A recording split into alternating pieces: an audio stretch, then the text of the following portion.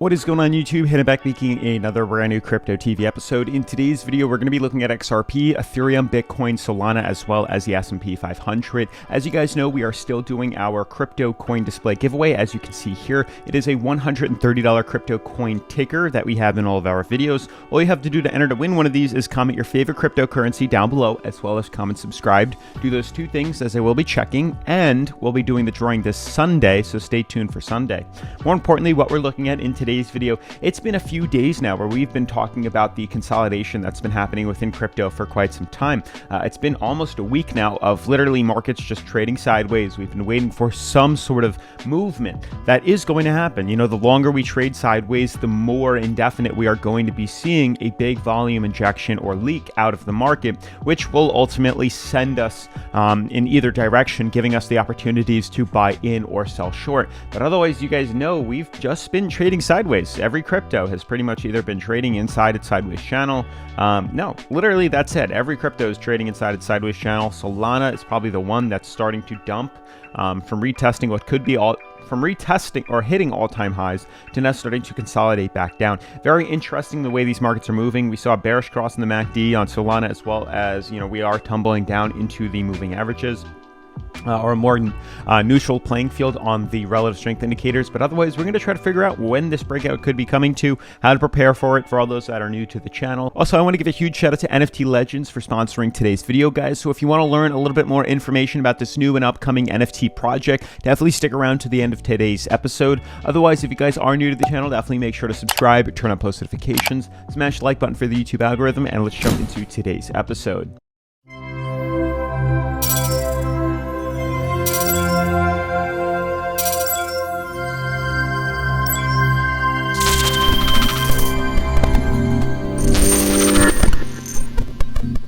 Well, you know, as you guys know, this is going to be a very interesting day. It's going to be a very interesting week, ultimately, for the rest of the cryptocurrency markets. You guys know we're not really moving that much at all. We've been at about $2.15 trillion, maybe $2.12 trillion for, honestly, a week and a half now. Markets really have not been moving that much in any sort of sense, kind of flatlined inside of maybe, you know, for Bitcoin, like 45K and 48K. And we've just been trading like this sideways for days now. And obviously, as everyone is, we are getting fairly impatient for this market, and we're waiting for the opportunity to buy back in. Hopefully that appears very soon, but until then, we have to be patient, and I'm kind of going to help you guys understand, or maybe get into my head, and if you put yourself in my shoes, to kind of figure out how I would be playing this market right now, preparing myself for future movements within cryptocurrency. So literally right off the bat, the first thing you would do is check this overall current coin market cap, top 10 cryptos. Really nothing is doing well at all. Binance Coin is probably the only thing that's starting to see a swing to the other direction, back to the upside, but everything's maybe up 2% on average. And yeah, that's pretty much it. It's nothing to boast about in any sort of way, and it's not giving us the confirmation that we need. Obviously, really quickly to sum up the markets, we do know that long term we are very bullish here on the channel. Long term for every crypto, we are very bullish on the channel. Everything is showing big Elliott wave formations in a big uptrend formation here. This is Bitcoin, Ethereum. You can see how they're all very similar. Ethereum has a beautiful symmetrical triangle with an Elliott wave. So does Bitcoin right here, and then so does XRP right here. So what we're looking at is whether or not we're going to be completing the B2C formation in continuation to short this to the downside, which is short-term bullish, long-term bearish, or are we going to reverse out, breaking through our price ceiling and actually break bullish to the upside? So since then, we've literally just been waiting.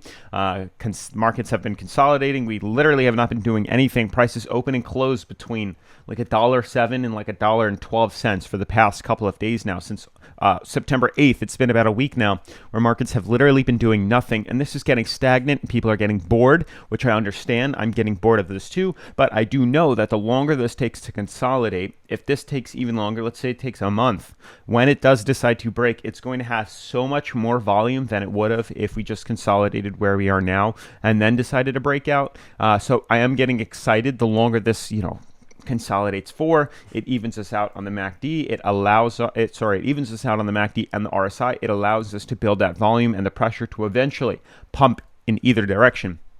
Now, the buying opportunity that we're looking for within XRP is if XRP closes below $1.05, that would give us enough opportunity to buy in and short it, because that would confirm that, yes, we have broken through our bottom support, our price floor, and it should start to swing us down to not only 93 cents, but maybe potentially all the way down to, point C, which is at 67 cents, its bottom support. So that is very interesting, and that is what we're paying attention to and looking for. We're looking for a potential B2C correction, and then obviously C to D, D to E, and then big blast off to the upside. But we're just going to, to make things a little more easier for ourselves and capitalize off these runs, we're going to be buying in these ripples right here.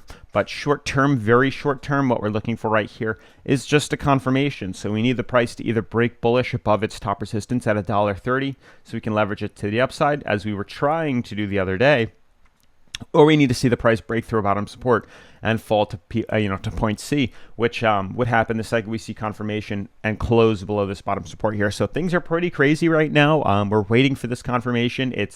That's pretty much how it's going to be. Hopefully it's sooner than later, but it really is just a waiting game right now for people that are holding XRP on these other cryptocurrencies. As for Ethereum, same thing, kind of. You can see Ethereum has a very big Elliott wave formation, a very big symmetrical triangle. We have point A to point B. We're looking for point B to point C. But if we decided to close us above some pretty strong resistances up top here, then we can confirm for the most part that we're probably going to be breaking bullish instead of correcting lower. Now, it's definitely a hard one to draw on for Ethereum, especially since it did break extremely bullish outside of its top resistance as we expected. And then that whole El Salvador news came out and all the cryptos decided to dump, which was interesting. I guess Wales trying to make an example of other cryptocurrencies adopting, other countries adopting Bitcoin as an actual currency, an actual legal tender, which is crazy.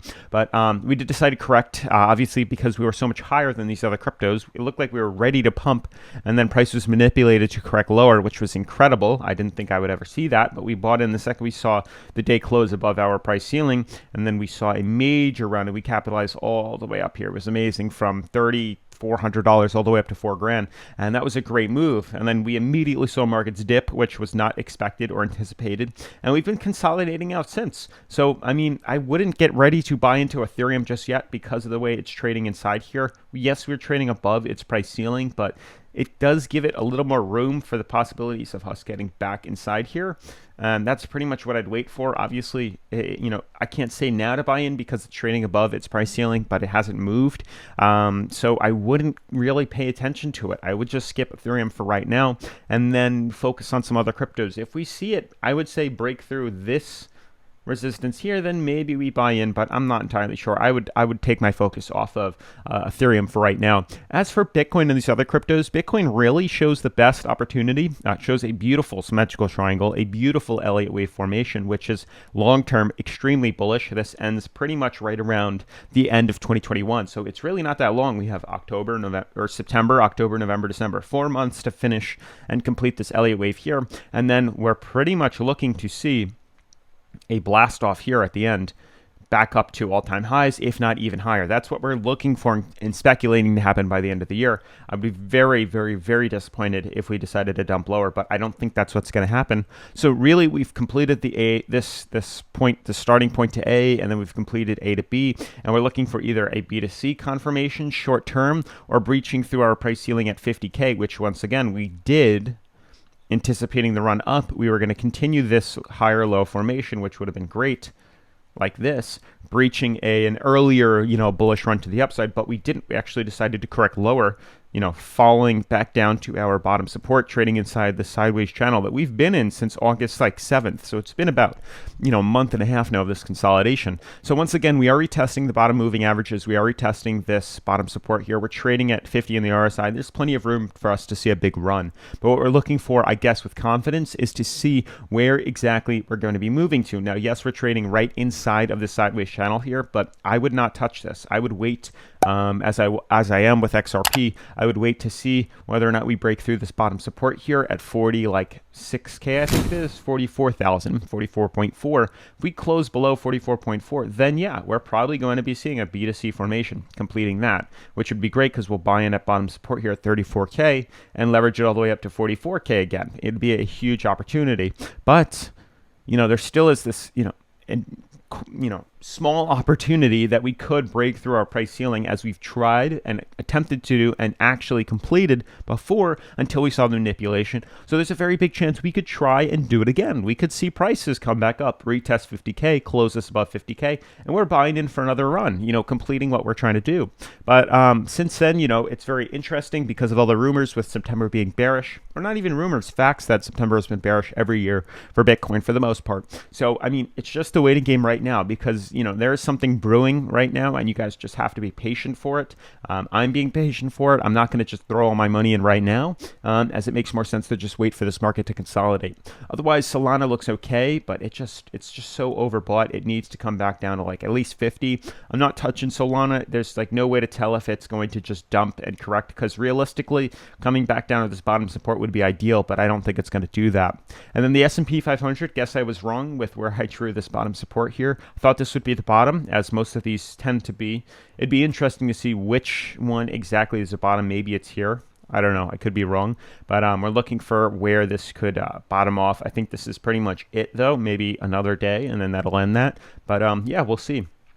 Otherwise, guys, I do want to talk about NFT Legends. I want to give a huge shout out to a cool project called NFT Legends for sponsoring today's episode. So guys, NFT Legends is a digital art collectible metaverse with different future collections of art heroes. You can collect cards, sell it, play, and even earn money while doing all this.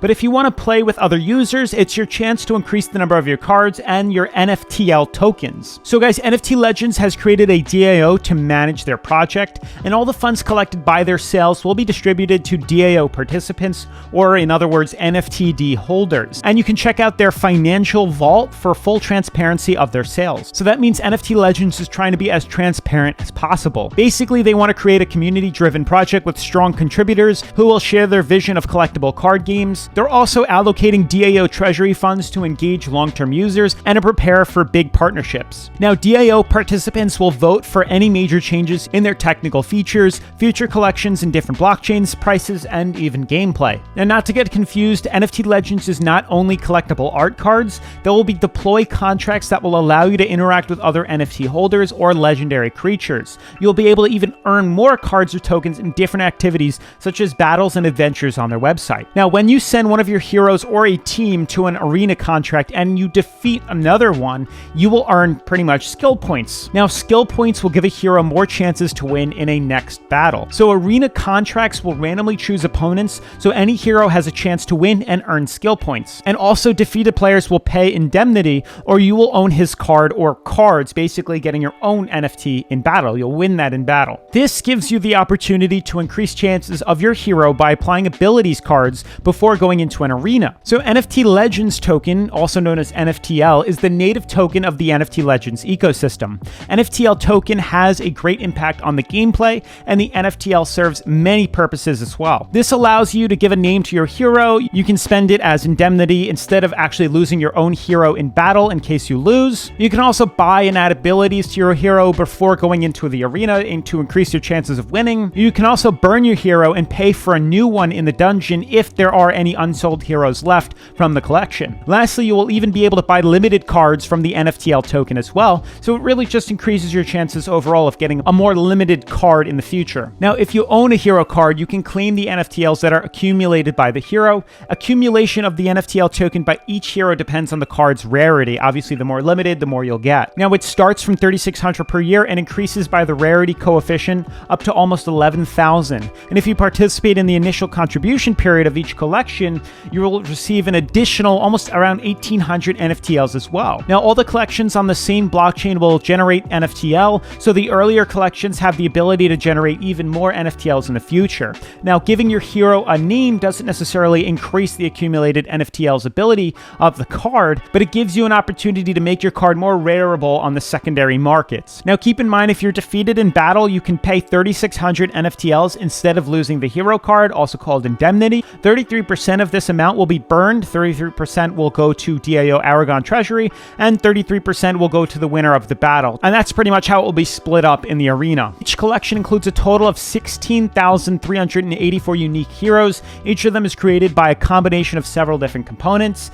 They have varying clothes, eye color, weapon, and even other attributes, which means they can divide heroes from common to legendary rarity, relying on how often a particular attribute occurs. They also decided to limit the sale maximum to 20 cards per transaction due to the expected high demand in the initial distribution period. Lastly, they already have another collection to play, but the DAO will decide about the future collections, themes, creators, blockchain prices, user earnings, and the artist royalty. Otherwise, huge shout out to NFT Legends for sponsoring today's video. If you would like to check out their website, I have linked them as well as their Discord in the description down below. Definitely make sure to like, comment, and subscribe, and I'll see you in tomorrow's episode. Peace.